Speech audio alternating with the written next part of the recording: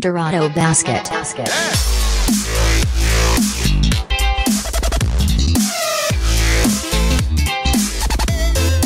Dorado Basket.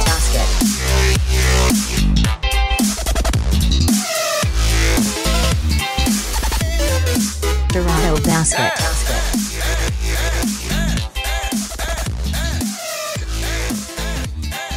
Dorado Basket. Kobe will get it for the win. Got it! Did it! Well, they tried. Deuxième séance coaching DRD, je me présente, je m'appelle Aurélien Mono, connu sous le nom de Dorado parieur professionnel depuis 2011, fondateur de basket-pronostic.com, une entreprise dans l'investissement sportif. Et aujourd'hui, je suis accompagné par l'italien franco-portugais, l'expert vélo, le monstre, la terreur du Mont Ventoux. Luigi, comment vas-tu, Luigi ? Super, t'en as fait un peu trop, mais j'apprécie.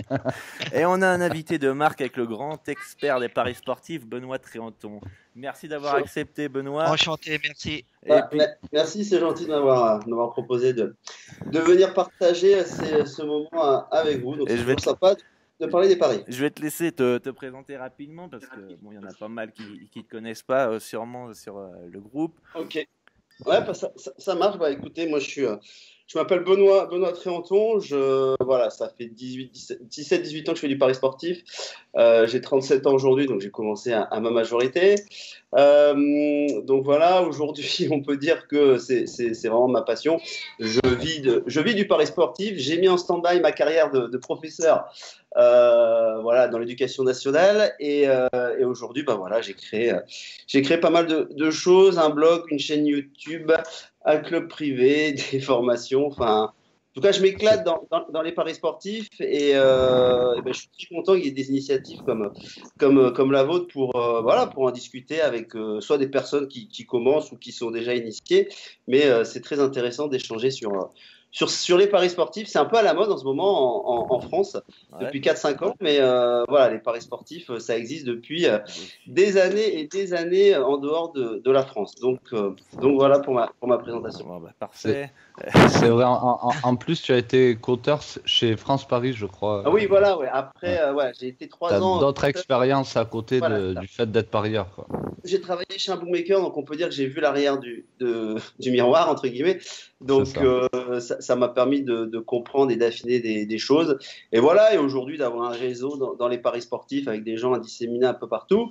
Donc voilà, donc c'est cool de vivre de sa passion. Bah, super, C'est super.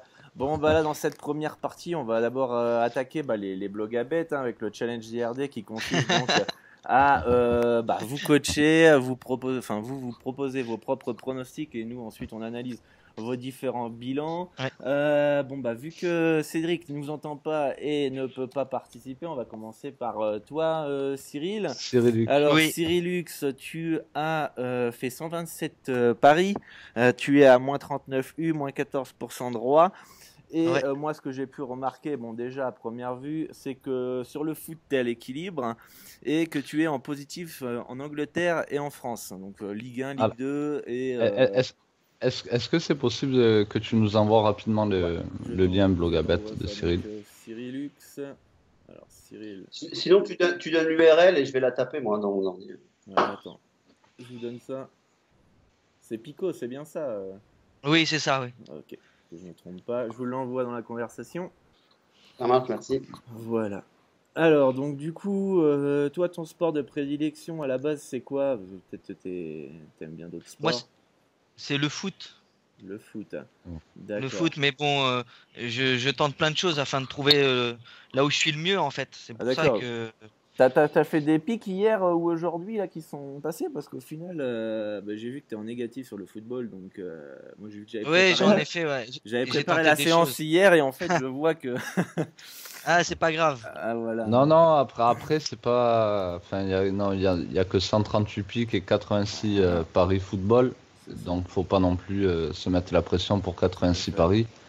C'est beaucoup en peu de temps, finalement, comme nombre de paris, mais sur le long terme, ça représente presque rien, 86 paris. Surtout quand on débute, t'es pas non plus, t'as pas perdu tous les paris non plus, quoi. Non, non.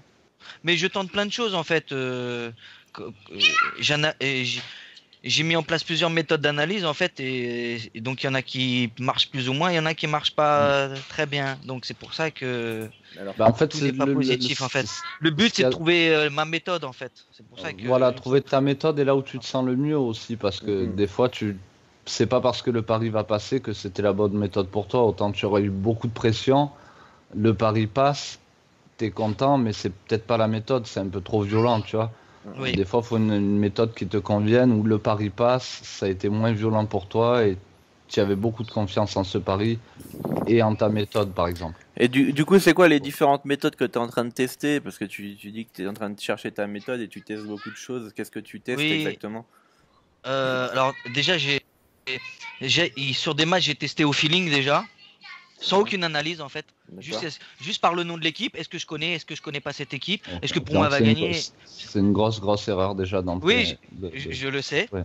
je l'ai vu par mes résultats. Il y en a d'autres où j'analyse les over-under par exemple. Mhm. D'accord. Et une autre méthode, est-ce que je me suis dit, est-ce que je vais jouer les cotes supérieures à 2 les cotes inférieures à 2? Mhm. Mhm. Mais tout ça découle quand tu vas déjà te poser la question, est-ce que je vais jouer des cotes aux alentours de 2?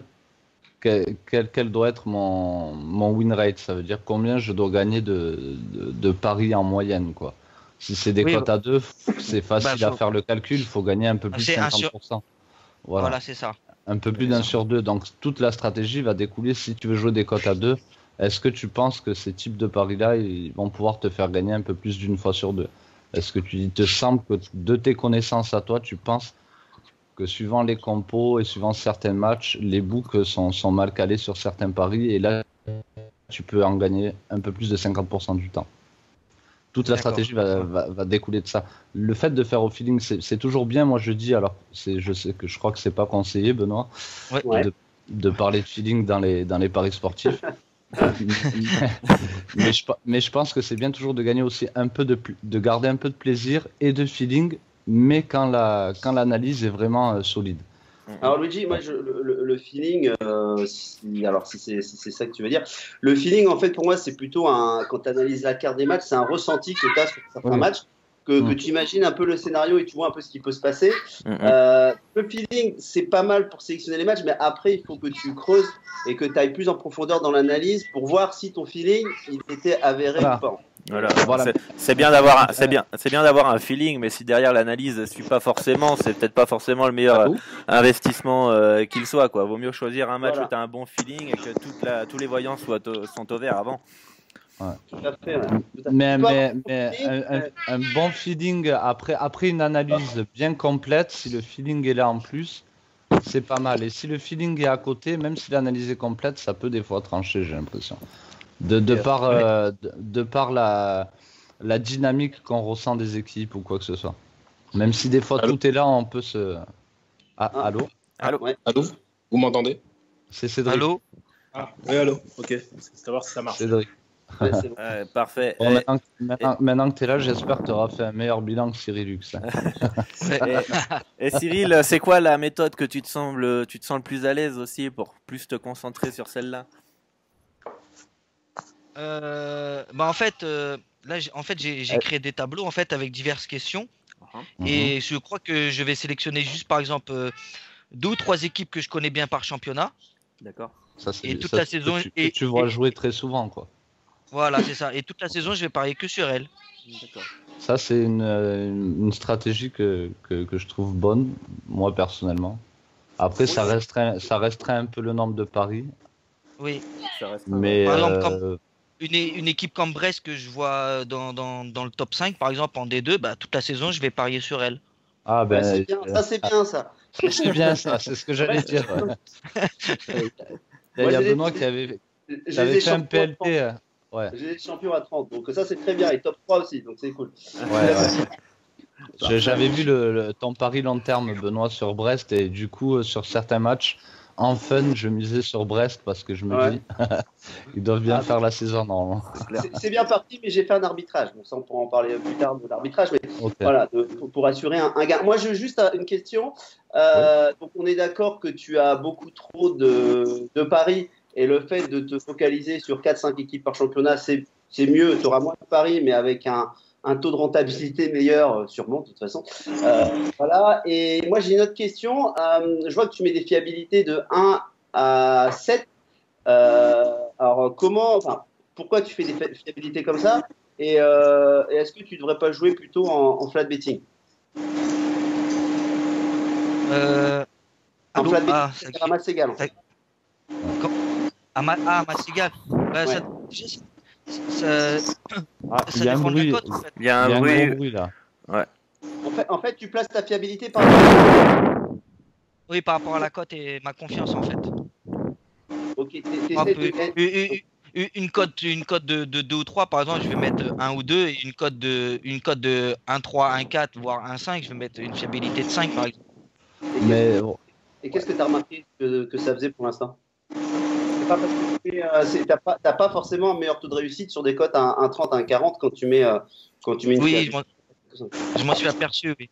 C'est ça. alors, Après, un gros c'est bruit, je la- crois, c'est Cédric. Ouais, c'est Cédric, ouais. Si tu peux couper ton micro, Cédric, pour voir. Ok. Ouais, ça fait un bruit Ouais, d'aspirateur, on Ouais, dirait. c'est ça, ouais. Bref.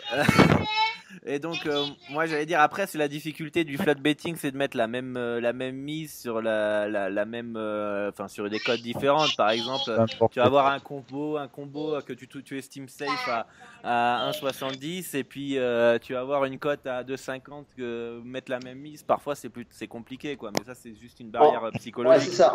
En flat bet, c'est bien quand tu as une cote moyenne qui est assez stable, toujours Voilà, 90. voilà, Non, c'est ce que j'allais dire. Ouais. je voulais juste avoir son point de vue, pourquoi il avait mis des indices de confiance comme ça pour comprendre. En fait. Voilà. Ouais, déjà, on voit que les odds average sur les 4 et les 5 en confiance, c'est beaucoup plus faible, Ouais.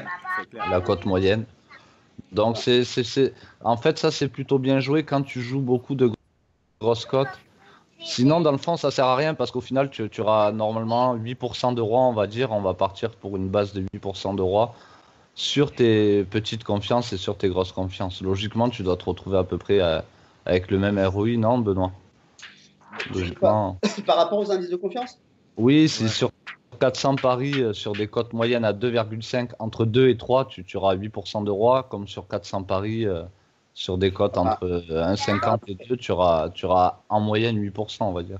Après, dans le roi, vu qu'intervient le nombre total de mises que tu as, donc forcément, si tu joues plus de mises, voilà, quoi, Ouais, il va baisser. forcément, après, ça régule comme ça. C'est ça. Mais bon, non, logiquement, on est censé être gagnant sur chaque type de pari qu'on fait. Donc, Voilà, Voilà. c'est clair. C'est clair. Normalement, si tu vas sur un pari, c'est que tu as confiance en ton pari. Ouais, c'est ça. en gros, si ta mise fixe, elle est de 1%, là, il faut que tu mettes tous tes paris à 1%. Si par contre, tu as des mises, si ta mise fixe, elle est de 5%, là, il faut que tu vises plutôt des paris, comme il dit Benoît, aux alentours de 1,50, 1,80, 1,90. Pour En fait- limiter la variance, quoi. Pardon, mais juste Oui. un exemple, il y a des tipsters américains qui jouent sur les 3 ligues majeures que sont la MLB, la NFL, la NHL, la NBA. Il y en a 4 d'ailleurs, des ligues majeures. Et généralement, les bons parieurs pro là-bas chez eux, donc c'est des codes moyennes à 1,95 quand tu as du handicap, du under en bar. Et les gars, ils tournent à. Les bons gars, ils tournent à 56-57% et ils jouent en flat betting en fait. Ils se posent pas la Ouais. question du flat betting parce qu'ils ont toujours la même cote. Voilà, ça, Ouais, c'est un voilà, c'est ça. Mais ils vont pas mettre D'accord. 5% spécialement, par contre. Non, Ils non, vont ah non, peut-être non, bien mettre- sûr. Voilà, bien ouais. sûr. Non, bien Voilà. sûr. Bien sûr, on est d'accord. Après, ils mettent le pourcentage en fonction de la bankroll qu'ils ont. Et comme on dit, 5%, c'est pas la même musique si tu as 100 euros de bankroll et si tu as 10 000 euros de bankroll. Ah, Donc, c'est C'est clair. ça, ouais. C'est clair. C'est pas il mon faut cas. s'adapter aussi à. Et c'est pas la même musique si tu mises 5% sur une cote à 1,40 que sur une cote à 2,80 aussi. C'est clair. Donc il y a tout quand normalement, t'as 10 000 et que tu dois miser 5% sur une Ce cote à cote à 2,80. 2,80, tu réfléchis Ah, c'est très, clair. très longuement. c'est normalement la probabilité que l'événement passe, il se réalise. Donc le pari que tu as pris n'est pas la même chose. Ça, c'est clair. Ouais, c'est ça. Sauf Sinon, les grosse bookmakers- erreur des bookmakers, mais ils font pas beaucoup d'erreurs. hein. Par contre, si En ce moment, il s'ajuste bien. Ouais. tu joues une cote à 2,80 que tu estimes que c'est un 40, tu as déjà Ah. Ah oui, là, tu peux y aller. Là. Ouais. Ah, Cédric est revenu. Ah, il y a la femme de ménage. Ça brouille, ouais. Il veut nettoyer tout ce bordel, il a dit. Du coup, alors moi j'aurais supposé qu'on serait passé du coup sur le blog à bête de Cédric aussi, Ouais, mais sur Cédric, ouais, mais bon. Si Bah, déjà Cyril, qu'est-ce qu'il va améliorer et qu'est-ce qu'il va faire en fait? Qu'est-ce qui va changer? Ouais, qu'est-ce que tu Voilà. vas améliorer, ouais. Bah, déjà, je vais sélectionner à peu près la cote moyenne que je vais jouer déjà, soit un combo ou en match sec. Je vais sécuriser tout en H0 ou en DNB en fait. c'est pas mal. T'as les Ouais. H plus 25, les H moins 25, intéressant. Ouais, en Asian Handicap aussi, c'est pas Ouais, mal. ouais. À titre indicatif, il y a 2-0 pour le Monténégro, c'est bon ça? Ah, c'est bon. Et tu étais là pour la première séance, non, de coaching? Non, j'ai pas pu être là Non. pour la Ah, première séance. t'étais pas Et là. est-ce que t'as écouté Est-ce que tu l'as vu en vidéo ou pas? en replay? Non, Non. Non, ah j'ai ok, pas eu d'accord. le... Ok, Faut que je la d'accord. regarde d'ailleurs. Bon, alors on Ouais, va parce te qu'il donner y a des des devoirs objectifs à se mettre, pour la semaine, le mois prochain. C'est que tu vas regarder la première séance et tu vas nous Ouais. préparer tes objectifs court terme, moyen terme et long terme. D'accord. C'est ça. Bon, ça va être problématique pour Cédric là, j'ai l'impression. Ouais, ça a l'air d'être problématique. Vous m'entendez pas? Si on t'entend. mais on Peut-être entend que un peut-être que le aspirateur. bruit va s'estompe quand il va parler. Ouais. Je sais pas, en fait, c'est le. Ouais, mais c'est. J'ai C'est- un poil en fait qui fait du bruit. Ah, d'accord. Ah, Ok. c'est le poil à Ok, bois. ok. Un granule. Alors, Ah. on va passer à Cédric, du coup. Cédric, tu as fait 170 pics, moins 16 U, moins 4% de roi. Tu es en positif en NFL avec plus 11 U et 19% de roi avec 22 pics. Et le foot, ce que j'avais remarqué la semaine, le mois dernier, c'était que l'Europa League et la Ligue 2 étaient toujours en positif. Et les petites fiables te font mal avec les 1, 2, 3 sur les fiables 1, 2, 3 te donnent moins 35%, moins 35 U, pardon. Je vais vous donner, les gars, la page du bloga. À prendre avec pincette, hein, Cédric, ce qu'il est en train de dire, parce que quand même, il n'y a pas tant de pics que ça pour. Beaucoup de pics. Il n'y a pas tant de paris que ça pour dire que ça va te faire mal ou pas. Spécialement, c'est. T'as fait une belle remontée en octobre. Ouais. Puis après, ça a replongé un peu. Enfin, ça. Ouais. Donc, ouais, ça swing. on voit que sur les fiables 2 et 3, tu es en déficit, mais il n'y a que 60 paris par fiable. Et je pense que c'est pas du tout représentatif. Donc, ok, ça peut être indicatif, tu peux le voir, mais je pense que même le voir, ça peut juste te rajouter de la pression. Je pense que tu n'as même pas besoin de. Par exemple, là, les trucs par stack, c'est super bien parce qu'on voit où on en est, mais ça peut nous rajouter de la pression pour rien. Pourquoi? Parce que ça représente rien, c'est pas vraiment indicatif. Et du coup, notre cerveau, il va comprendre que là, on est négatif, alors qu'en vrai, c'est pas vrai. C'est pas représentatif, 60 paris, peut-être qu'on sera positif au bout de 300 paris. Et notre cerveau, il va enregistrer, eh ben, sur la fiable à 2 et à 3, je suis perdant et c'est négatif pour bien analyser par la suite. C'est pour ça que c'est à prendre avec des pincettes, c'est juste le constat qu'on fait pour le moment. On aura plus de recul dans un an. C'est comme la NFL, là je te dis c'est bien, tu es en positif, mais tu as que 22 pics. Faudra voir au bout de la fin de la saison déjà, mais en tout cas c'est encourageant. En tout cas, ce qu'on peut remarquer, c'est qu'il aime bien miser les sports English. Ouais, ça c'est vrai. NFL, Championship, USA. Ouais, c'est ça, j'aime bien ça. Tu as des prédilections sur la NFL et la Ligue 2 de foot ou pas? Enfin, tu préfères ça ou c'est du pur hasard que tu es en bénéfice? Non, NFL j'aime bien parce que je trouve ça. J'aime bien ce sport en fait. D'accord. J'essaye de suivre, je note, je regarde les résumés de tous les matchs et tout, donc j'essaye de suivre vachement. Après, je suis pas un expert. Okay. Et après, au niveau foot, Ligue 2, j'aime bien. J'ai toujours bien aimé la Ligue 2. Et j'aime bien la France. J'aime bien tout ce qui est Ligue 2 en fait. Donc, ok. Ah, c'est pour ça donc Ligue 2 et Championship. Ouais, parce que tu as toujours des. En fait, dans les équipes, tu as toujours des joueurs qui. Souvent en prêt, ou des jeunes, ou des anciens qui ont encore le niveau, et ça peut changer vite une équipe. Après, c'est plus compliqué parce que tu as vachement de Un peu comme la MLS. La MLS, c'est kiffant parce qu'il y a des Lampard, des Jovinko. Ouais, voilà, c'est ça. Sur la MLS, sur des équipes, un ou deux joueurs, ça fait la différence, quoi. Ouais. Même si là, si les playoffs, c'est pas trop. Voilà, c'est un peu la merde, mais sinon, c'est vrai que sur le reste de la saison, les Jovinko et tout ça, ils se baladent quoi, toute la saison. Ouais, Jovinko, il est énorme, hein, MLS. Donc, il se fait plaisir. Et toi, tu étais présent là, pour la dernière session au niveau des objectifs. Je sais que tu avais dit que ça t'avait beaucoup aidé, notamment pour remonter la pente. Quels sont tes objectifs court terme, moyen et long terme rapidement? Qu'est-ce que tu avais mis en place pour justement améliorer ça? Si tu l'as fait. Ouais, si, je l'ai fait. C'est pas grave, sinon. Non, je les ai tous notés, j'avais tout noté, etc. Enfin, j'ai regardé sur lesquels j'ai tenu et pas tenu. En fait, déjà, c'était de baisser le volume. Ça, c'est bien. J'avais un volume énorme. Enfin, pas en argent, mais en quantité de bêtes, ouais. Là, je sélectionne vachement plus. Je me restreins vachement plus. Et du coup, au final, déjà, c'était un gros objectif et je suis à peu près dans les clous. Ok. Donc ça, c'était un objectif court terme à lier au long terme, quoi. Ouais, voilà. Tu voulais le faire tout de suite, baisser un peu le volume. Ouais, parce qu'avant, je pariais vraiment. Si je me mettais en live, surtout sur le live, en fait, je partais sur un truc. Super, ouais.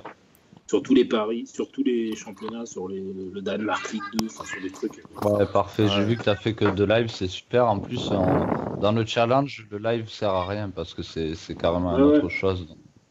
Le live, entre guillemets, c'est la vache à lait des bookmakers. En fait, tu peux être très bon en live, mais c'est avec ça qu'ils vont prendre tout l'argent aux parieurs les moins aguerris, on va dire. C'est ça. Le live, tu joues sur la pulsion. Donc quand tu joues sur la pulsion, vu que c'est l'ennemi numéro 1 du parieur, tu peux y laisser ta vie. C'est ça. Je le sais. C'est ça. Il joue sur l'émotion des gens, pour faire croire aux gens qu'ils captent que dans le match il va se passer ça. Et qu'ils ont le contrôle sur le match. Ils le savent très bien, ils se disent c'est bien, ils vont croire qu'ils ont le contrôle sur cette cote-là, alors qu'en fait la cote ils l'ont millimétrée pour que tu perdes de l'argent, quoi, en gros. Et ce qui se passe généralement, c'est qu'un non-initié qui va faire du live, va regarder les matchs, il va avoir une équipe qui domine et il va jouer sur l'équipe qui domine. Ce qui ne veut pas dire qu'elle va remporter le match. Donc, voilà. C'est ça le problème du live, en fait.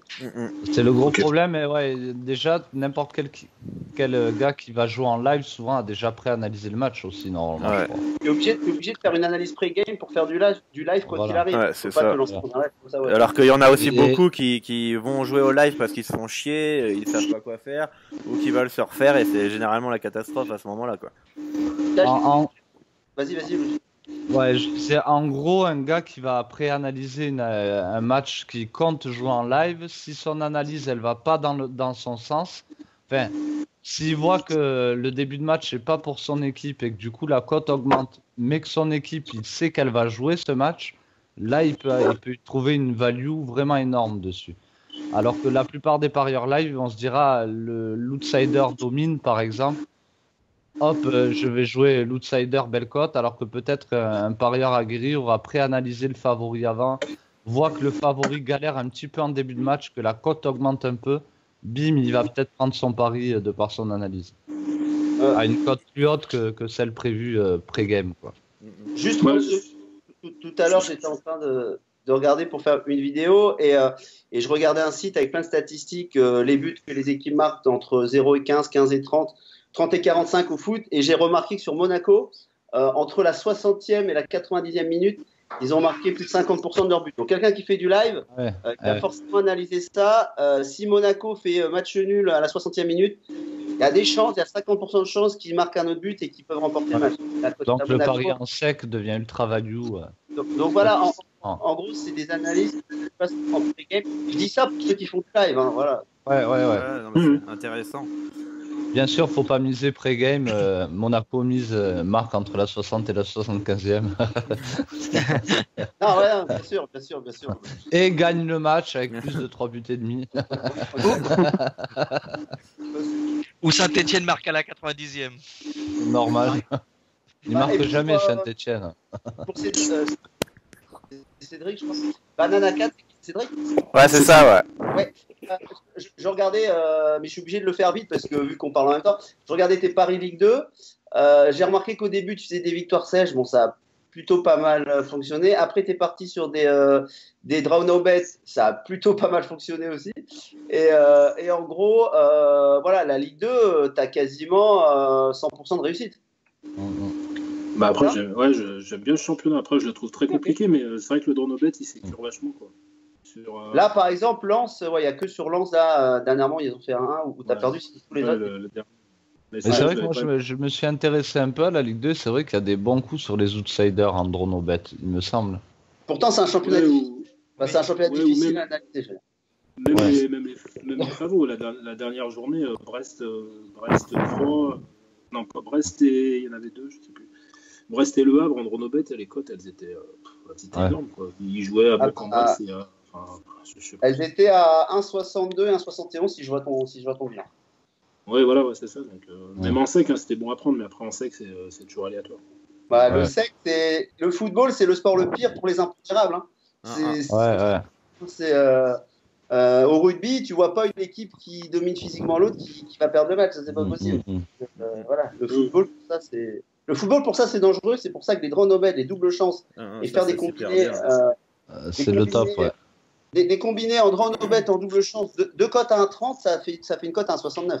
Exactement, ben c'est le tipster qu'on a sur Blogabet, Jerry, que tu connais, qui fait beaucoup de choses comme ça. C'est ça. Bah, voilà. Ou même des fois, il va mettre un plus de... Ou telle équipe score, par exemple, au lieu de la jouer gagnante, avec un favori en draw no bet à 1,30, ce qui fait un cote à 1,60 à peu près. Voilà.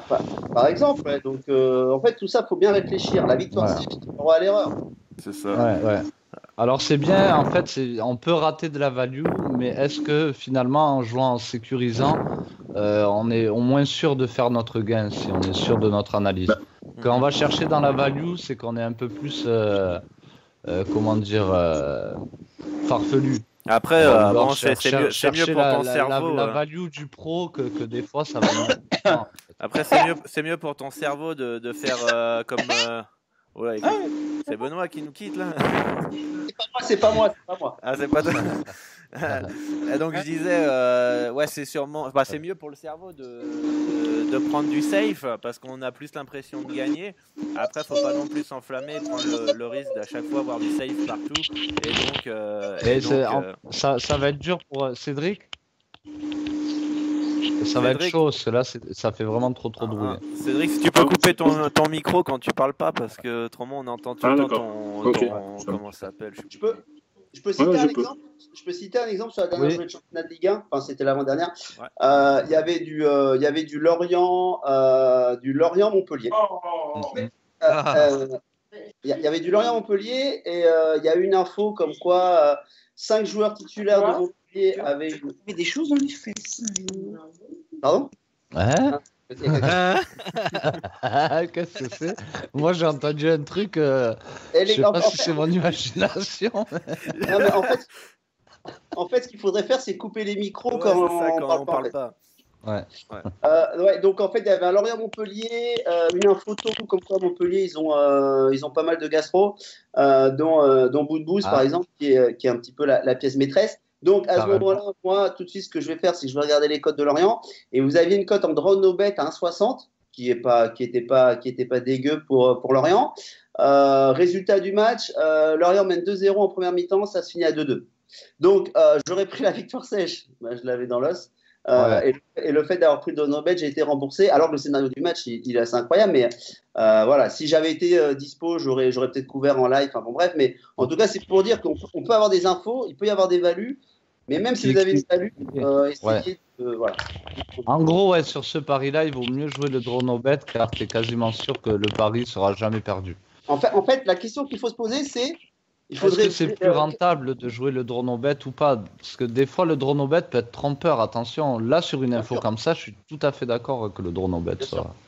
Ok, ouais. Mais il faut se poser la question, qu'est-ce qu'il faudrait dans le match pour que l'info que j'ai me fasse perdre le pari?